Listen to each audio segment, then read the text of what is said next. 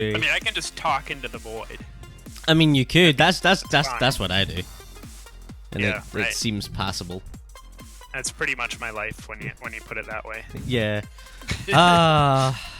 Feels bad, man. Anyway, we've got race 1 of Abu versus DarkFreaack coming up here, and this should be a pretty close set. I think as far as season performances go, we're looking at two racers who have probably underperformed as far as their own standards go. Abu is ridiculously fast. I would say he's probably faster than DarkFreaack, but both of these guys have shown a level of inconsistency that I would have expected them to maybe have improved upon since Necrodancer woke up. I mean, right. I think I agree with that assessment. Abu definitely has the higher top line speed, but he's had a lot of death problems in the season. And DarkFreaack, I think, has had a little more, season success. Like, he did very well in Necrodancer World Cup. That was kind of his coming out party, right? Yeah. But it hasn't really been able to replicate it here. I think he's kind of fallen into the Paratroopa trap of racing a lot of other good Obsidian racers and maybe winning sets but not 3-0ing. Yeah, I would say that sounds pretty on the money. I think DarkFreaack, like you said, it was his coming out party during Necrodancer World Cup. It was, it's not too hard to argue that it was a not hugely strong group. Sure. Yeah, there was a lot of racers who, in terms of their skill, were pretty close, but the average wasn't as high as some of the other groups.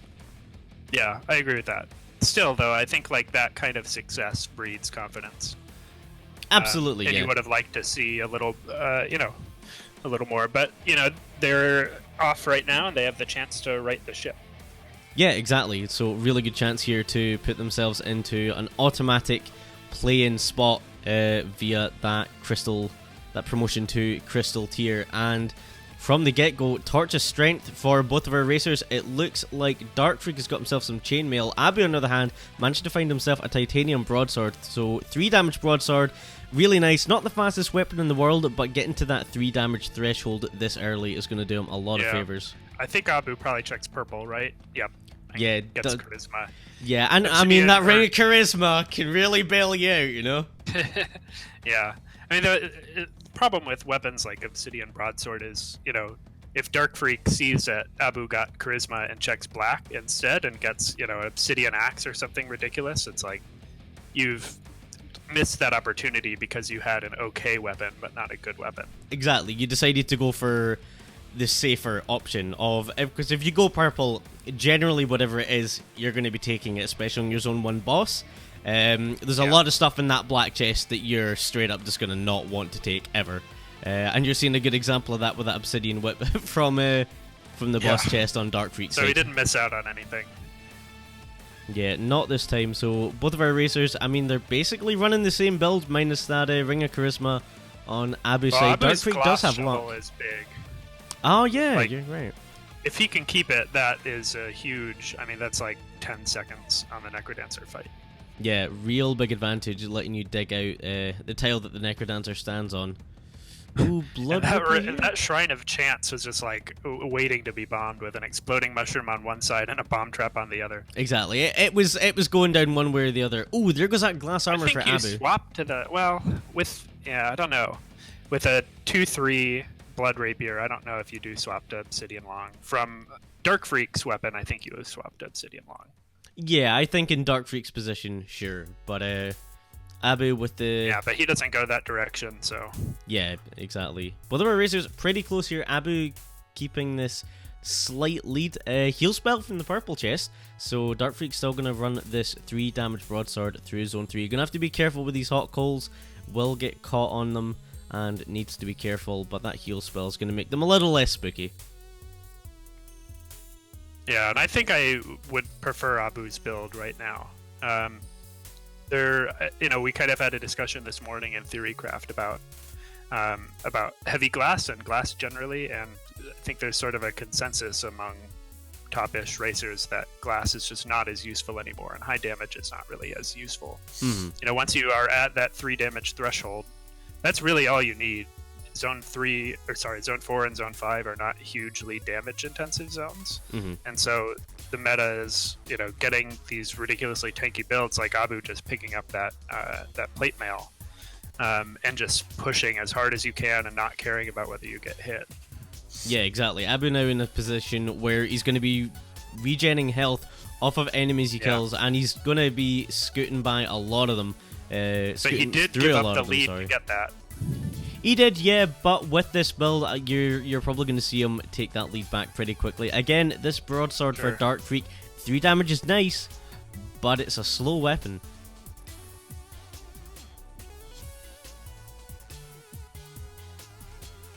I haven't done commentary in a while, and I've forgotten that when I do it with these headphones, I get like radio signals, and so I'm listening to this like weird, like very staticky, like oldies music while doing this commentary.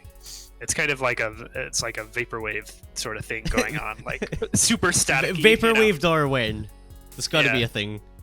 Dude, I have been like hugely in favor of whatever next soundtrack being. Abu! Holy cow! Down he goes. You gotta get off that goo, dude. You can't just stand there. Yeah, no can do. And he looked just frozen, Yeah. It's like, I don't know what to do. I'm just gonna not make a decision. Just give me a second to think about it. You don't have that second, unfortunately. Not in Zone 4. The point of this game. Exactly. But down he goes. So DarkFreaack with a pretty substantial lead now. He's not in the greatest position either. Going to get frozen by this blue dragon. That Snowbro putting in work. Ugh, man. Yeah, we've that blue dragon setup. There's been some particularly nasty Zone 4 floors recently. We think we saw one of the worst 4-3s ever during yesterday's showcase. Yeah, that was bad. I didn't catch all of yesterday's because of work, but I did see that one. Yeah, that one it was particularly brutal. But I think that's a good Earth spell take. Yeah, really good. Gonna let him quick kill his Zone 4 boss and Dead Ringer. I suppose it depends on what the Zone 4 boss is, of course. Oh no! Abu, you can't do that, man. This is so sketchy. Oh yep, you. But I think yeah. Oh wow! You can see why that shop though. Jeez. This shop is okay. You can complete your run. I think you do kill for it. Absolutely. I mean, you have 10 bombs. But yeah. I mean, what else are you going to find? Right. You're 3 zones ahead, so you want to still have shops, but come on. It's heavy plate. It's I've totally forgotten what was in there already, but it was good enough. The courage. Arc dagger was the other one. Oh, the arc dagger. Yeah. I don't think you take the courage. I think you probably take the arc dagger. I don't know. Yeah, I think you're so on, too. Yeah, for that infinite damage. Your alternative isn't Blood Axe or something. It's exactly titanium broadsword. Because look, and I just don't think he's comfortable with it. Is the other problem? It's not that bad of a weapon, but he's really struggling with a lot of these Golem setups and Blade Master setups. Yeah, and they can be pretty nasty. I don't think they can. That's true. A lot of us have, a whole lot of experience running broadswords. I don't. Yeah. I like broadswords. Yeah. Oblivion's going to be coming after you. I know. Well, I like them less now. They're not as good now that you have axes and stuff in the game. Yeah. But yeah, I don't. I think his decision was fine. Farming for the he was pretty close. He doesn't have much gold left, so it's not that different from just killing the shopkeeper.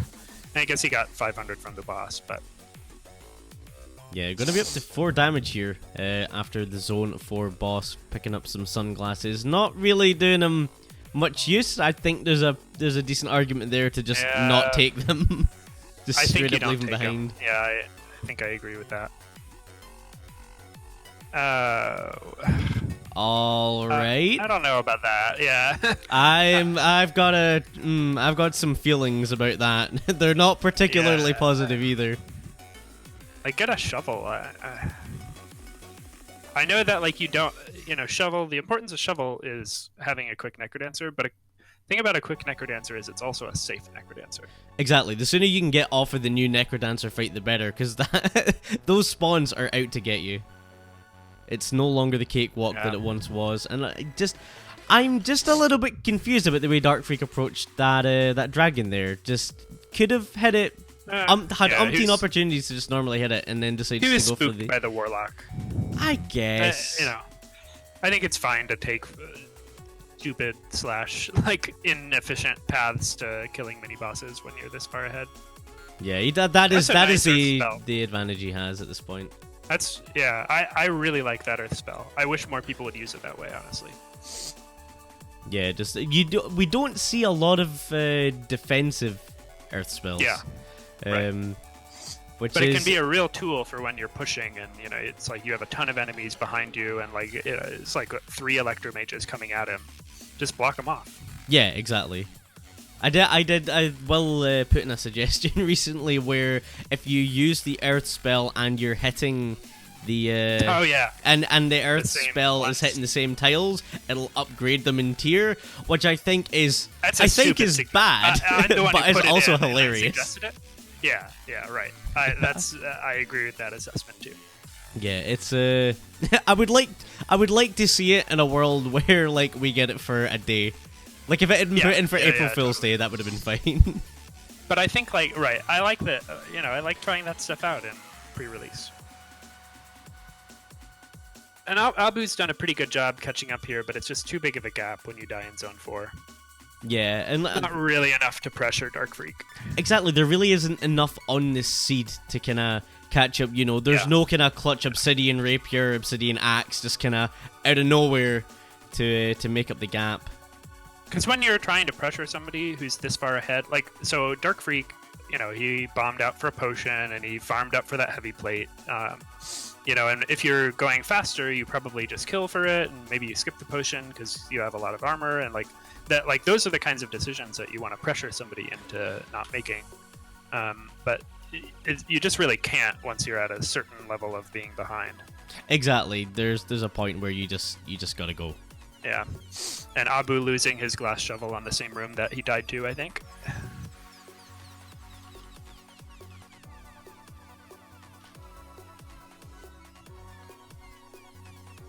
Alright, so point on the board for Darkfreak. He needs to win one more race and he'll grab himself that automatic playing spot. Abu gonna have to do the reverse sweep here. Yep. And I think he's totally capable of it. It's not a reverse sweep in a best of 5, right? It's like if he wins one more race, then they're dead even. Yeah. So it's not too bad. I mean, yeah, exactly. I mean, if anyone's got the skill set to be able to do it, then Abu does. Yeah, absolutely. It's just we're seeing a little bit more of what we've already seen so far throughout the season. Is that bit of inconsistency that's just kind of lingering. Right, and he was ahead when he died. I mean, he I think has the slight edge. Darkfreak is no slouch, but Abu just a few percentage points faster. But I think a significant number of percentage points unsafer, which is not a word. But. Yeah, I'd have to agree with that. Yeah, it's an even enough contest though that it's hard to be like, oh, it's gonna go one way or the other.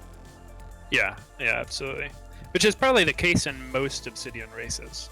I would say so, yeah. Pretty much anybody in Obsidian can beat anybody else in Obsidian on any given day.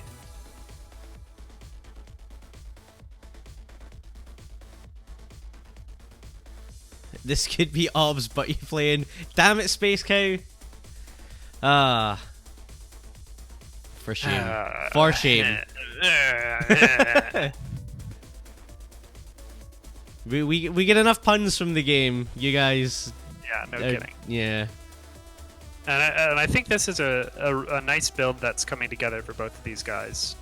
Not taking the glass whip is, I think, obviously the right decision with the blood rapier. Yeah, I don't think there's really any question about what the correct weapon choice is there. Pansler might have something to say about it. We saw him run that glass whip yesterday to pretty good effect as well. But it's a really tanky early build. That's a big loss. Bumping Fortissimo is pretty bad. Although missing a ring of piercing on this build is pretty significant. Although piercing really comes to the fore when you have damage behind it. But it's still, one of the best rings of the game. Yeah, absolutely. It will make some enemies easier. Like, when you get to Zone 3 and you're having to deal with those black skeleton knights.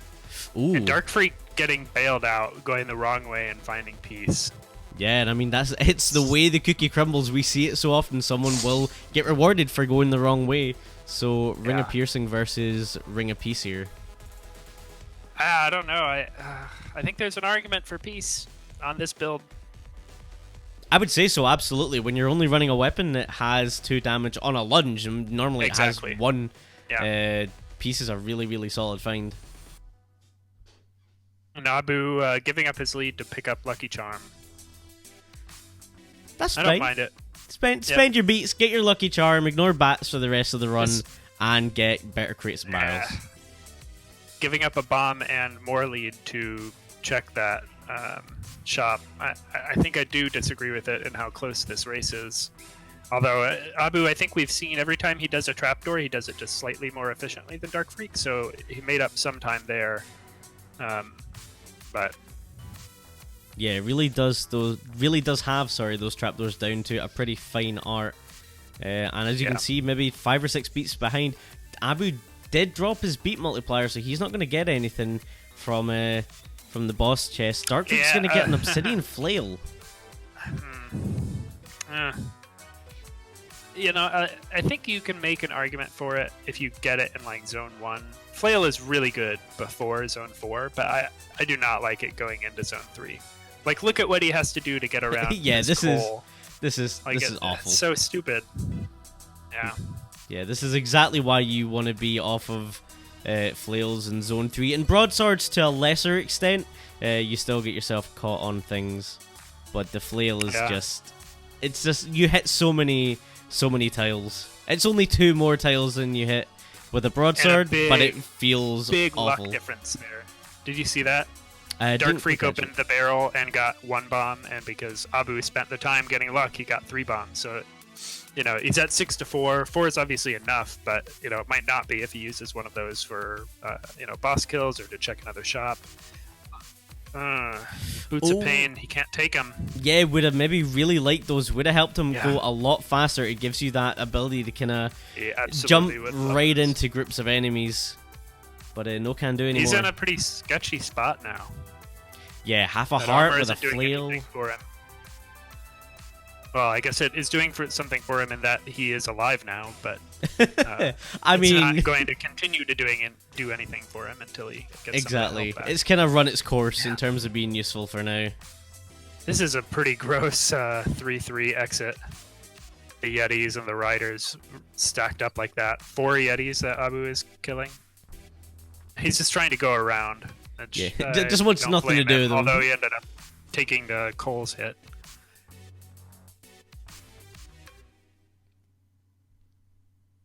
Alright, and the difference here, basically just the Zone 3 boss fight. Coral Rift here for Abu, going to be, I imagine, looking to get off of this Blood Rapier. Oh, messes up his bomb. So, -1 bomb, and going to be minus a bit of time. Going to have to pop his shield scroll here as well. That's going to be a big loss in the Necrodancer fight. Does eventually get the bomb off. And let's see what he goes for here. He manages to not lose Flawless there, which is kind of impressive. I know he was shielded for a lot of it, but it looked like he was going to drop beats or something at least. Yeah, it wasn't looking too hot. Darkfreak losing his multiplier right before a bunch of crate statues. Not how you want to do it. Yeah, not at all. And this is just hit the activate the guy, go in through the shop, because this choke point is disgusting. Yeah, this is just horrendous. There's a wall peg. There's no other way to get through. Yeah, and he doesn't know how to approach it, which is very understandable because it's gross. Wait, Abu is pausing. I see. Did he die? I don't think so.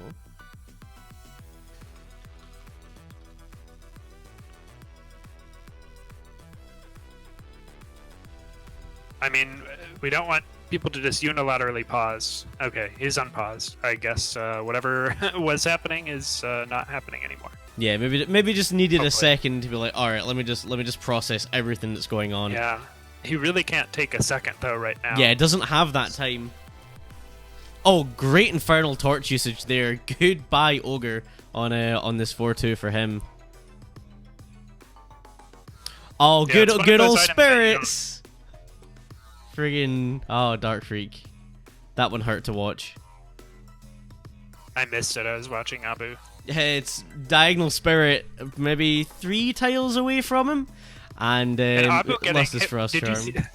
Abu just got hit by 2 spiders at the same time from opposite directions.